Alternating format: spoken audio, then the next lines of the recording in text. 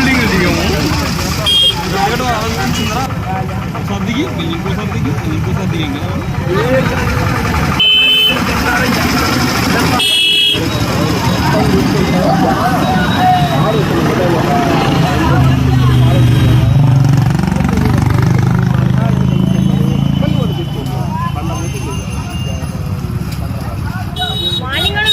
కాదు అసలు ఈ ట్రైన్ ట్రాక్ చూడండి టచ్ అవుతుంది మార్నింగ్ అక్కడికి వెళ్ళాం అక్కడ వీడు గుడిలాగా ఉంటుంది అక్కడికి వెళ్ళి అక్కడికి మార్నింగ్ వెళ్ళాం మంచి